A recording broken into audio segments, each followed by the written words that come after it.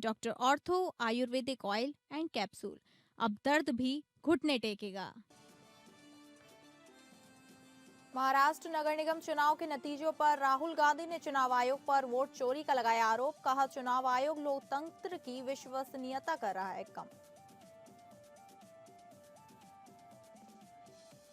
Dhami cabinet ने लिया बड़ा फैसला। पॉस्को, एनआई एक्ट, भ्रष्टाचार जैसे मुकदमों का तेजी से होगा निस्तारण। मुकदमों के तेज निपटारे के लिए 16 विशेष न्यायालय बनेंगे। देहरादून में 16 विशेष अदालतों का गठन। जस्टिस यशवंत वर्मा को सुप्रीम कोर्ट से लगा बड़ा झटका। स्पीकर गठित कमेटी के खिलाफ जस्टिस वर्मा की याचिका खारिज। ईडी समन अवहेलना मामले में झारखंड हाईकोर्ट से हेमंत सोरेन को झटका। अदालत ने खारिज की हेमंत सोरेन की चुनौती याचिका। एमपी एमएलए कोर्ट के संज्ञान को दी थी चुनौती।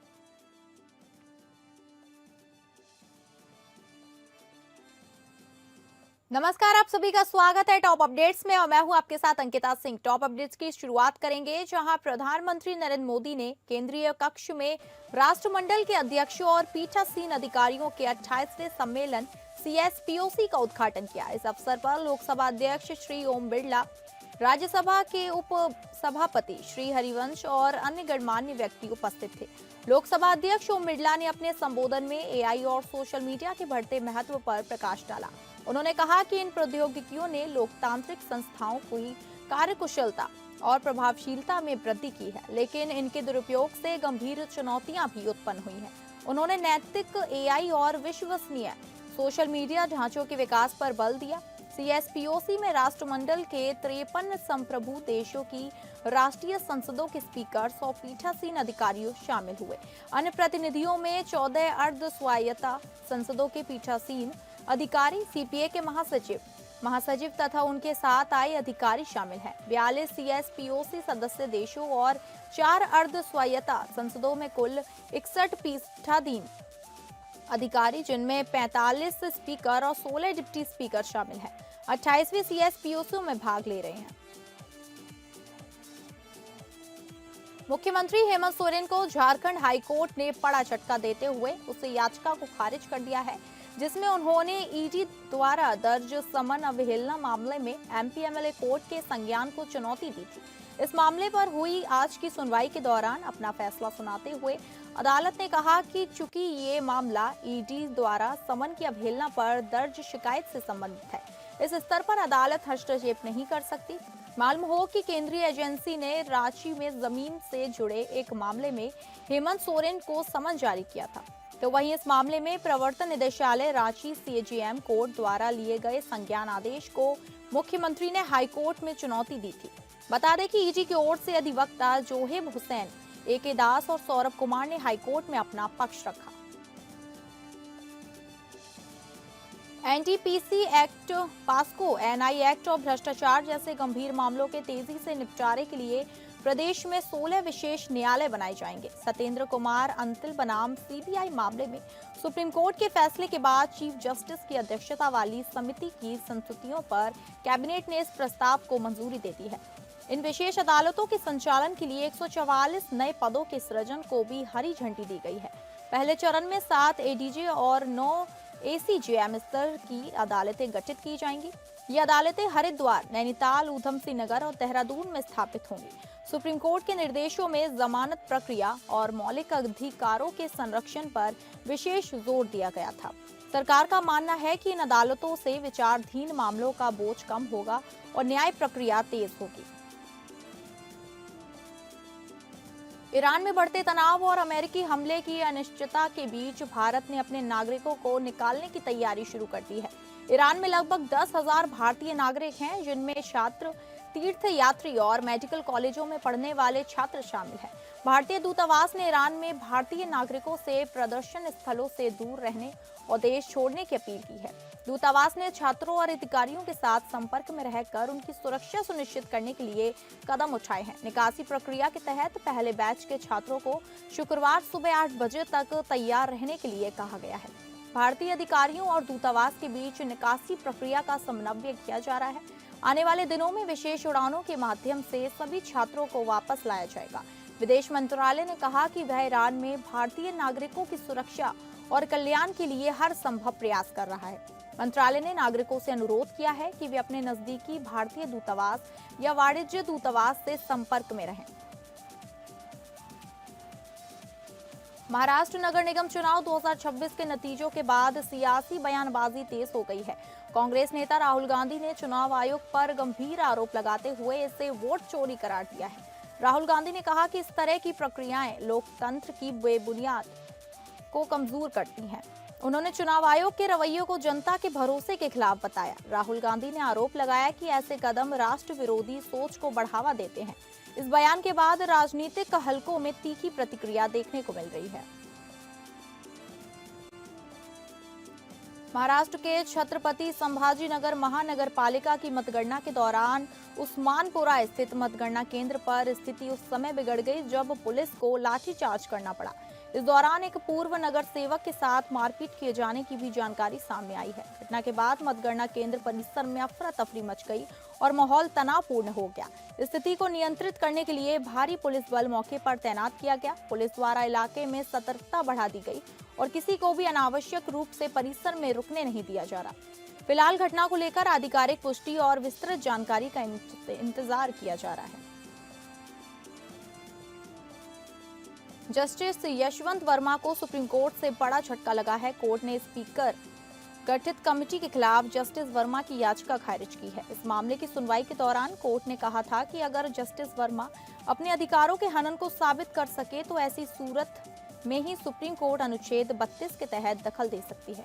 वहीं जस्टिस वर्मा का कहना था कि जब 21 जुलाई को लोकसभा और राज्यसभा दोनों ही सदनों में जस्टिस वर्मा को पद से हटाने का प्रस्ताव पेश किया गया था, तो जब तक दोनों सदनों में प्रस्ताव स्वीकार नहीं किया जाता तब तक कोई कमेटी का गठन नहीं हो सकता। ऐसे में स्पीकर की ओर से कमेटी के गठन का फैसला गलत है, क्योंकि जजेस इंक्वायरी एक्ट के तहत नियम यही कहता है। सुप्रीम कोर्ट ने इस याचिका पर सुनवाई के बाद 8 जनवरी को अपना फैसला सुरक्षित रख लिया था। चित्रकूट शहर कोतवाली क्षेत्र में एक 7 साल की मासूम बच्ची के साथ दरिंदगी की घटना के इलाके को सन्न कर दिया है। कानपुर देहात के खजरराह सहादरपुर निवासी संजय प्रताप सिंह, जो चित्रकूट में फेरी लगाता है, उसने दोपहर करीब 3 बजे बच्ची को बालों का गुच्छा देने के बहाने घर से बहला फुसलाकर बुलाया। बच्ची को कुछ ही दूरी पर सरसों के खेत में ले जाकर उसके साथ दुष्कर्म की कोशिश की। बच्ची के चीखने चिल्लाने पर पहुंचे पड़ोसियों ने उसे दबोच लिया और जमकर उसकी धुनाई कर दी। मौके पर पहुंचे कोतवाली प्रभारी श्याम प्रताप पटेल ने आरोपी को हिरासत में लिया। एसएसपी सत्यपाल सिंह ने घटनास्थल का जायजा लिया। बच्ची की मां की तहरीर पर नामजद मुकदमा दर्ज किया गया।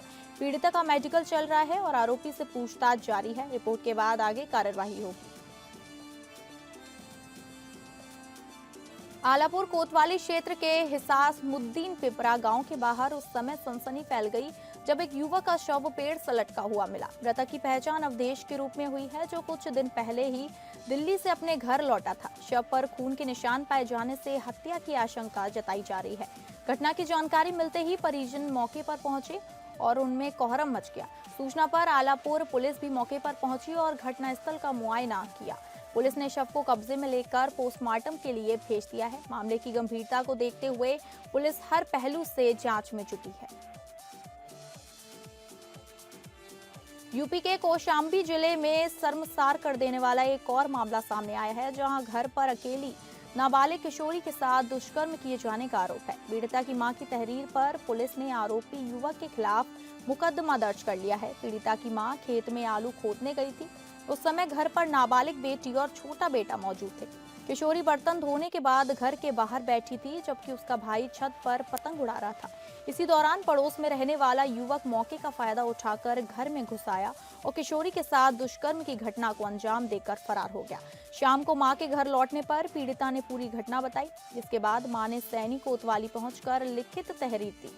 सीओ सिराथू संतोष कुमार ने बताया कि पीड़िता की तहरीर के आधार पर आरोपी के खिलाफ मुकदमा दर्ज कर लिया गया है तथा मामले में आगे की विधिक कार्रवाई की जा रही है।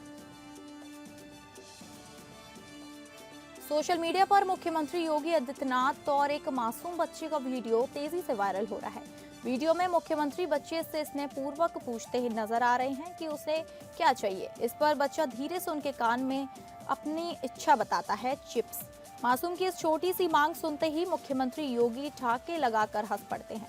वीडियो में मुख्यमंत्री और बच्चे के बीच का यह पल बेहद सहज और भावुक नजर आता है। सोशल मीडिया यूजर्स इस वीडियो को खूब पसंद कर रहे हैं। कई लोग इसे मुख्यमंत्री का मानवीय और सरल पक्ष बता रहे हैं। उत्तर प्रदेश के अमरोहा जनपद की हसनपुर विधानसभा अंतर्गत गांव खेलिया खालसा में बदहाल सड़क को लेकर जोरदार विरोध प्रदर्शन देखने को मिला। रास्ता बेहद खराब होने के कारण भारतीय किसान यूनियन BR अम्बेडकर के राष्ट्रीय अध्यक्ष डॉक्टर दिग्विजय भाटी गांव वासियों के साथ सड़क पर भरे गंदे पानी में बैठ गए। प्रदर्शन के दौरान किसानों ने पानी में गन्ना रोककर अपना आक्रोश जताया। डॉक्टर दिग्विजय भाटी ने चेतावनी दी, यदि जल्दी सड़क निर्माण नहीं हुआ तो किसान इसी रास्ते पर खाद डालकर सोने को मजबूर होंगे।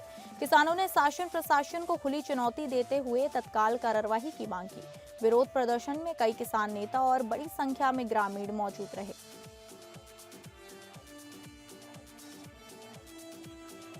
यूपी के हमीरपुर जिले के सुमेरपुर कस्बे में लव जिहाद से जुड़ा मामला सामने आने के बाद इलाके में तनाव फैल गया। युवती का वीडियो सोशल मीडिया पर वायरल होने के बाद हिंदूवादी संगठनों में भारी आक्रोश देखने को मिला।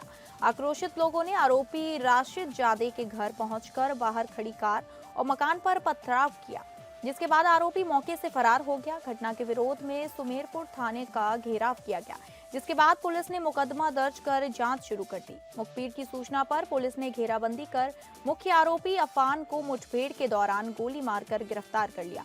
पुलिस मुठभेड़ में आरोपी के पैर में गोली लगी और उसके पास से अवैध तमंचा व कारतूस बरामद हुए। पुलिस के अनुसार आरोपी ने युवती को प्रेम जाल में फंसाकर दुष्कर्म किया और अश्लील वीडियो बनाकर ब्लैकमेल व धर्मांतरण का दबाव बना रहा था। मामले में आगे की कानूनी कार्यवाही जारी है। कुलपहाड़ कोतवाली क्षेत्र के चारुआ गांव में आयोजित जय बजरंग क्रिकेट टूर्नामेंट का फाइनल मुकाबला हिंसा में बदल गया। रेलवे स्टेशन बेलाताल और पठारी टीम के बीच खेले जा रहे फाइनल के दौरान दो पक्षों में जमकर मारपीट हो गई, जिसमें बैट और स्टंप चले। विवाद की वजह आतिशबाजी की चपेट में आकर एक दर्शक का घायल होना बताया जा रहा है। आरोप है कि घायल युवक को बिना किसी को सूचना दिए गुपचुप तरीके से अस्पताल में भर्ती कराया गया। घटना की जानकारी मिलते ही ग्रामीण आक्रोशित हो उठे और मौके पर जमकर हंगामा किया। ग्रामीण और बवाल का वीडियो सोशल मीडिया पर तेजी से वायरल हो रहा है। सूचना पर पुलिस मौके पर पहुंची, लेकिन पुलिस को देखकर अराजक तत्व फरार हो गए। पुलिस पूरे मामले की जांच में जुटी है। मिर्जापुर के लल्ला घाट पर मटरू महावीर मंदिर का हुआ जीर्णोद्धार और साथ ही बच्चों और बूढ़ों के लिए ओपन जिम की भी हुई शुरुआत। घाट का सुंदरीकरण भी किया गया, जिससे वहां की जनता बहुत खुश है। इस कार्यक्रम का उद्घाटन नगर पालिका परिषद अध्यक्ष श्याम सुंदर केसरी ने किया, जिसमें भाजपा पश्चिमी मंडल अध्यक्ष नितिन विश्वकर्मा, वार्ड के सभासद धीरज सोनकर और अन्य गणमान्य लोग शामिल हुए। संगीत जागरण के कलाकारों ने भी कार्यक्रम में भाग लिया व साथ ही भंडारे का भी आयोजन किया गया। पीलीभीत के माला रेंज क्षेत्र में नेपाल से आए हाथियों के भटकने से किसानों की फसलों को भारी नुकसान पहुंचा है। हाथियों द्वारा फसल बर्बाद करने की लगातार मिल रही शिकायतों के बाद वन विभाग अलर्ट मोड में है। डीएफओ के निर्देश पर वन विभाग की कई टीमें इलाके में लगातार पेट्रोलिंग कर रही हैं। वनकर्मी हाथियों को आबादी और खेतों से दूर खदेड़ने का प्रयास कर रहे हैं। अब तक 96 किसानों की फसल बर्बादी को चिन्हित किया गया है। प्रभावित ग्रामीणों ने प्रशासन से जल्द मुआवजा दिए जाने की मांग की है। फसल क्षति के मुआवजे को लेकर वन विभाग ने पत्रावली शासन को भेज दी है। फिलहाल हाथियों को जंगल की ओर लौटाने के लिए वन विभाग की टीम लगातार अभियान में जुटी हुई है। भारत नेपाल सीमा पर सुरक्षा व्यवस्था और कड़ी कर दी गई है। बहराइच सीमा से 5 संदिग्ध की गिरफ्तारी के बाद श्रावस्ती जिले में हाई अलर्ट जारी किया है। करीब 62 किलोमीटर लंबी खुली सीमा पर पुलिस और एसएसपी की संयुक्त पेट्रोलिंग तेजी कर दी गई है। सीमा से जुड़े गांवों में पुलिस और एसएसपी की टीमें लगातार जागरूकता अभियान चला रही हैं। आवागमन करने वाले लोगों से सख्ती से पूछताछ की जा रही है और दस्तावेजों की गहन जांच भी जारी है। सुरक्षा एजेंसियों संदिग्ध गतिविधियों पर कड़ी नजर बनाए हुए है। प्रशासन का कहना है कि सीमा सुरक्षा में किसी भी तरह की चूक बर्दाश्त नहीं की जाएगी। श्रावस्ती जिले में सुबह सवेरे घने कोहरे ने एक बड़ा हादसा करार दिया। इकोना थाना क्षेत्र के NH 730 पर सीता द्वार मोड़ के पास दो ट्रकों की आमने सामने जोरदार टक्कर हो गई। हादसे के बाद एक ट्रक चालक वाहन छोड़कर मौके से फरार हो गया। दूसरे ट्रक पर सवार दो लोग गंभीर रूप से घायल हो गए। सूचना मिलते ही एम्बुलेंस टीम मौके पर पहुंची और घायलों को CHC इकोना ले जाया गया। प्राथमिक उपचार के बाद दोनों घायलों को बेहतर इलाज के लिए बहराइच रेफर कर दिया गया है। उत्तर प्रदेश के अमरोहा जिले के गजरौला थाना क्षेत्र में दर्दनाक सड़क हादसा सामने आया है। बिजौरा ढाल सर्विस रोड पर स्थित HP पेट्रोल पंप से CNG भरवाकर निकल रहे ऑटो को तेज रफ्तार बुलेरो ने जोरदार टक्कर मार दी। हादसे में ऑटो की साइड सीट पर बैठे बिजौरा गांव निवासी जितेंद्र की मौके पर ही मौत हो गई। घटना के बाद परिजन में कोहराम मच गया और स्थानीय लोग मौके पर जमा हो गए। टक्कर के बाद बुलेरो चालक वाहन छोड़कर मौके से फरार हो गया। पूरी घटना पेट्रोल पंप पर लगे CCTV कैमरे में कैद हो गई, जिसके आधार पर पुलिस जांच में जुटी है। रुड़की की मंगलौर कोतवाली पुलिस ने बड़ी कार्रवाई करते हुए शराब तस्करी का खुलासा किया है। लंडौरा के पास पुलिस और SJO टीम ने चंडीगढ़ से ट्रक के अंग्रेजी शराब ले जा रहे एक ट्रक चालक को गिरफ्तार किया। गिरफ्तार आरोपी की पहचान बिहार के मुजफ्फरपुर निवासी रवि रंजन कुमार राय के रूप में हुई है। पुलिस जांच में ट्रक से हरियाणा मार्का की 300 पेटी अंग्रेजी शराब बरामद की गई, जिसे बिहार में सप्लाई किया जाना था। पूछताछ में आरोपी ने पहले केमिकल ले जाने की बात कही, लेकिन तलाशी में तस्करी का खुलासा हो गया। पुलिस ने ट्रक को कब्जे में लेकर आरोपी के खिलाफ मुकदमा दर्ज कर आगे की कार्रवाई शुरू कर दी है। अल्मोड़ा जिले में प्रशासन गांव की ओर अभियान निरंतर जारी है। इसी क्रम में विकास खंड ताड़ीखेत के न्याय पंचायत मल्ला विश्वा में बहुउद्देशीय शिविर का आयोजन किया गया। मुख्य अतिथि क्षेत्रीय विधायक प्रमोद नैनवाल ने संयुक्त रूप से दीप प्रज्वलित कर शिविर का शुभारंभ किया। मुख्य अतिथि ने शिविर में लगे विभिन्न विभागों के स्टॉलों का निरीक्षण किया। शिविर में आमजन की समस्याओं का त्वरित समाधान किया गया और विभिन्न विभागों की जन कल्याणकारी योजनाओं की जानकारी दी गई। शिविर में लगभग 298 शिकायतें प्राप्त हुई, जिसमें 188 शिकायतों का निस्तारण किया गया। शिविर में सबसे ज्यादा शिकायतें पानी की समस्या को लेकर प्राप्त हुई। देवघर के सरवा प्रखंड में गुरुवार देर रात हुए भीषण सड़क हादसे के बाद लोगों का आक्रोश फूट पड़ा। हाईवा की चपेट में आने से 21 वर्षीय युवक और 17 वर्षीय युवती की मौके पर ही मौत हो गई।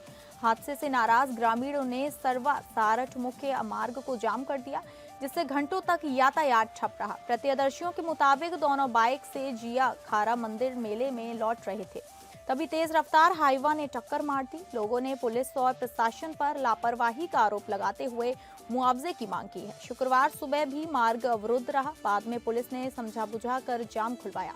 फिलहाल पुलिस ने हाईवा को जब्त कर चालक को हिरासत में ले लिया है और मामले की जांच जारी है।